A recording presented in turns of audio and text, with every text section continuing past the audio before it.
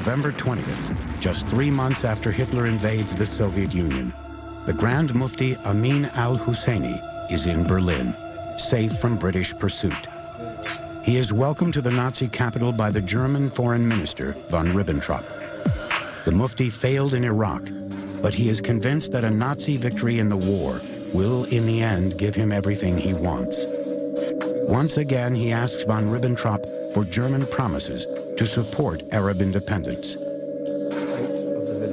He insists that the Jews of the Middle East are part of a world conspiracy and makes it clear that he fully supports their complete annihilation.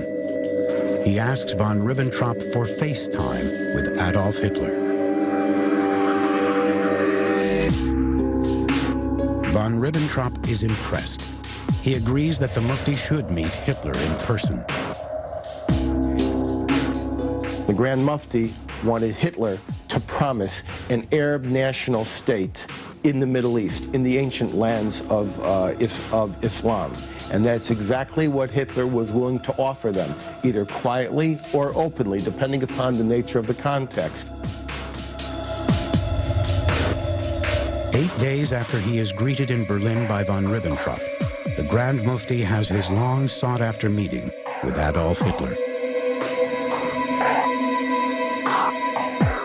Hitler explained to him that he would ask every people in the Middle East to deal with their Jews and to solve the Jewish problem. And it was clear what he meant. He meant to organize another Holocaust in the Middle East. With Hitler's blessing, the Grand Mufti is introduced to the chief of the SS, Heinrich Himmler. Himmler, his subordinate Adolf Eichmann, and al-Husseini become close friends. Himmler gives the Mufti the rank of Gruppenführer in the SS, the equivalent of general, and gives Amin and his followers a generous monthly allowance to set up an Arab bureau in Berlin. The Mufti was everywhere in Germany during World War II. He was parading up and down the street. He was making official visits. He was making embassy visits. He was on Radio Berlin nightly. Himmler puts the Mufti in charge of all Arabic broadcasting from Berlin. Over the airwaves, al-Husseini repeatedly calls for another Arab uprising against the British. He also rails against the Jews, inciting Arabs to, quote, kill the Jews wherever you find them. In all of his speeches afterwards, he would always explain there are three big enemies: the British, the Americans, and the Jews. He would depict America as the big enemy of the Arabs. The Mufti hated Jews. He hated Zionism. His goal was to destroy the Jews, kill them, before they were allowed to immigrate. In 1943, the Grand Mufti learns of plans by Hungary, Romania, and Bulgaria, countries allied to Germany, to let thousands of Jews leave for the safety of Palestine. Through his influence with Himmler and von Ribbentrop, the Mufti immediately has the programs canceled. Among the planned emigrants are 4,000 children. Their fate in Nazi-controlled Europe is almost certain death.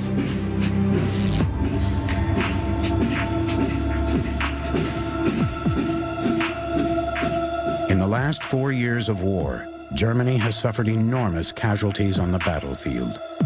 The Reich is desperate for fighting men. Heinrich Himmler begins recruiting Muslims from the Balkans with the enthusiastic help of the Grand Mufti, Amin al-Husseini.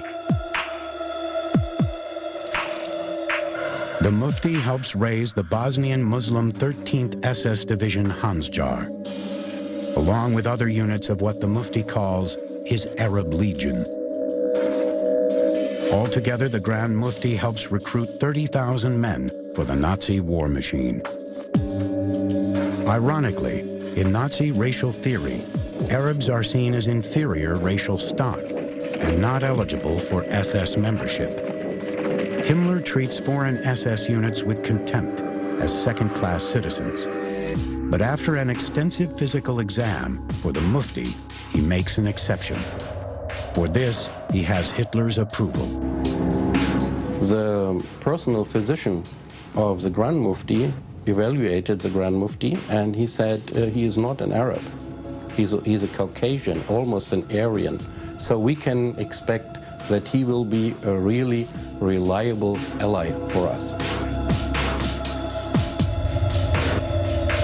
The SS division Hansjar is deployed hunting down underground resistors in Yugoslavia and acts as an internal security force in Hungary. The division is responsible for a series of atrocities against partisans and Jews. In April 1945, as Allied troops fight their way through Germany in the last battles of the war in Europe, the story of the Mufti's Muslim regiments takes one final twist. As the cataclysmic battle for Berlin rages around Hitler's bunker, among the Nazi troops making their last suicidal stand are 100 men of the Mufti's Arab Legion.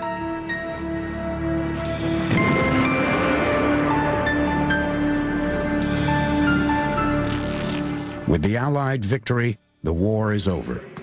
But the influence of Nazi Germany on the Middle East is far from over.